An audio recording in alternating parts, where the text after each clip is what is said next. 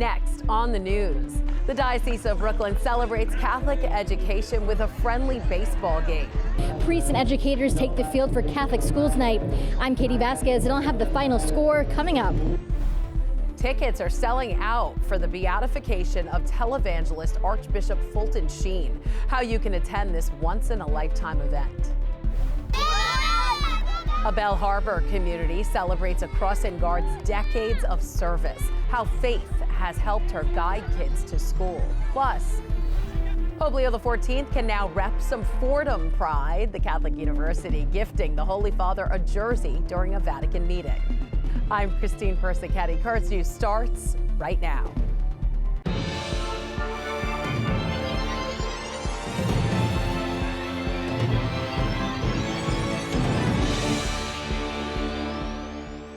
There weren't angels in the outfield of Maimonides Park on June 24th, but there were priests and educators from the Diocese of Brooklyn. On Wednesday night, the Collars and the Scholars went bat to bat on the Brooklyn baseball diamond. Katie Vasquez was there and joins us now to give us the highlights of a night dedicated to Catholic education. Hi, Katie. Hi, Christine. And this is an event that a lot of people look forward to every year. And it's not only an exciting event for students, but many of the teachers, administrators, and priests of the Diocese of Brooklyn look forward to this every year. While there isn't a major prize in the line, the opportunity for bragging rights makes this game just as significant.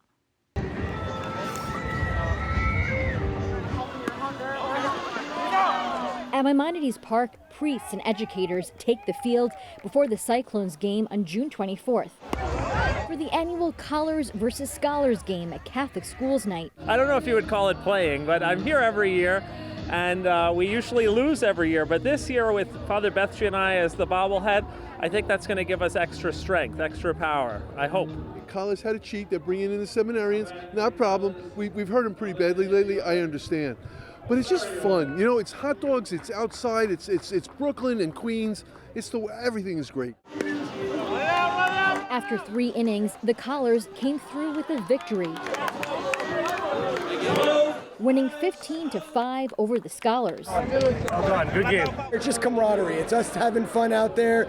Yes, the Collars won this year and the Scholars lost, and I'm upset, but it's okay because it was all fun. It feels great to actually, the priest we get a win this year, so it feels awesome and very motivating for next year. But the real winners of the night were the students, those who received top grades from schools across the Diocese of Brooklyn were recognized on the field. It is not easy getting all those A's and having the highest GPA in your class. It can be very competitive. An honor these kids from Brooklyn and Queens appreciated as they head off to high school. I'm very grateful, to everyone, all my friends and my family. They've helped me so much, especially my teachers as well.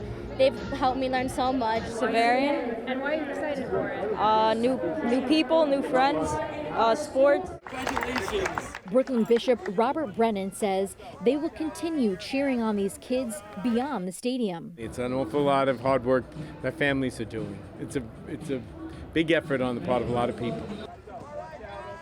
This was the 6th ever Collars versus Scholars game, and with the priest win on Wednesday night, that means the two teams are now tied 3-3, so there will be a lot at stake for next year's game. Christine, I'm really excited to see what all plays out. Oh yeah, let the trash talking begin. Thanks, Katie.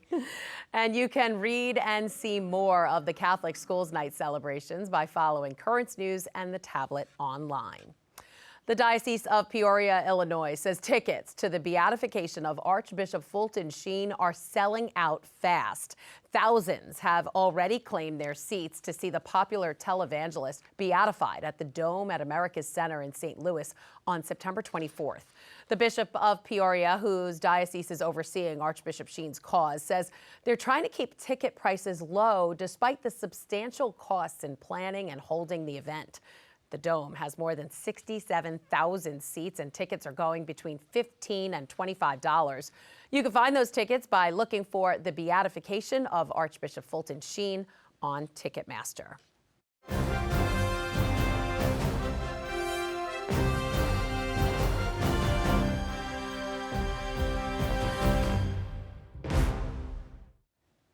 The National Eucharistic Pilgrimage, celebrating One Nation Under God, turned musical on Wednesday.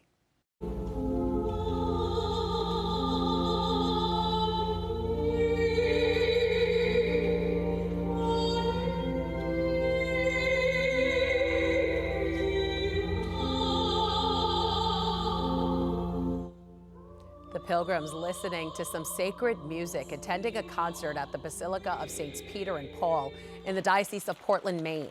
Soprano Danielle Foucher and organist Scott Vaillancourt performed several different compositions of Ave Maria in the upper church of the Basilica. Before the concert, in the church's basement, they listened to experts talk about the Shroud of Turin. For more information about this year's National Eucharistic Pilgrimage and all the stops, just go to eucharisticpilgrimage.org.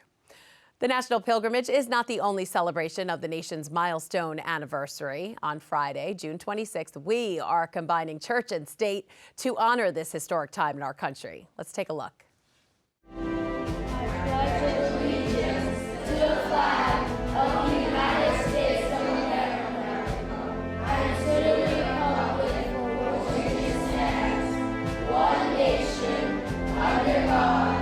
Four words recited by generations of Americans. One nation under God.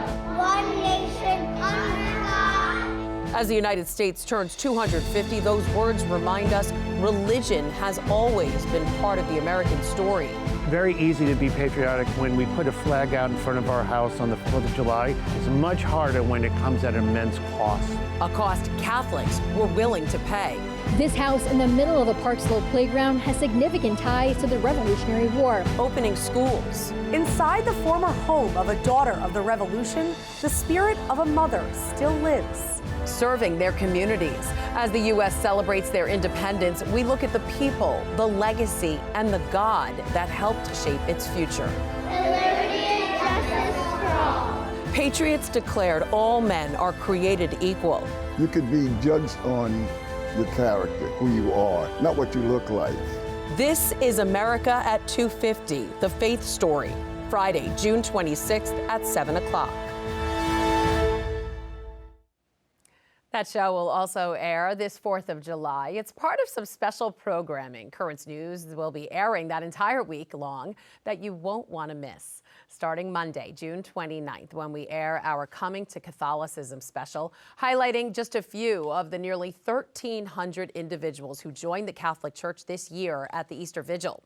On Tuesday, June 30th, we look at the first year of the first American Pope with our show, Pope Leo XIV, 1 year later. On Wednesday, July 1st, we remember a pastor from Corona, Queens, who brought his ministry to the Sunshine State with a special titled Meet Bishop Manuel de Jesus Rodriguez. On Thursday, July 2nd, we're winding the clock back on this amazing year in Catholic education with the 2026 School Year in Review special. And starting on July 3rd and going through 4th of July weekend, you will see that show we just talked about, America at 250, The Faith Story. A crossing guard in Queens was celebrated for her decades of service. Thank you for everybody being here to celebrate such a wonderful, amazing crossing guard, Miss Murray. Let's give her a big round of applause. The Belle Harbor community applauding 89-year-old Mary Murray, who for the last 47 years has been safely helping the students at PS 114 get to school each and every day. The crossing guard took the job years ago when her husband died so she could have medical benefits for her children. And after her daughter died a few years ago, Mary has kept a pair of rosary beads wrapped around her hands ever since. Mary also attends Mass every day at 8 a.m. at nearby St. Francis de Sales Church. When asked how she'll spend her retirement, Mary says she wants to spend time with her first great-grandchild, who is due in October, and to, quote, hopefully sleep past 5 in the morning. Congrats to her. And finally tonight, Pope Leo XIV is now part of the Fordham family. Officials from the New York Catholic College met with the first American Pope and gifted him a Fordham jersey and hat. The delegation, which included the school's board chair and president, were in Rome for the second Fordham Board of Trustees Vatican Summit.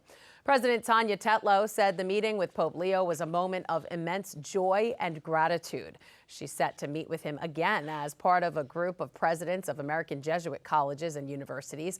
But President Tetlow says she was happy to officially welcome Leo to the Ramily. And that is Currents News. I'm Christine Persichetti. Thank you for joining us because we are putting your faith in the news. Hope to see you again next time.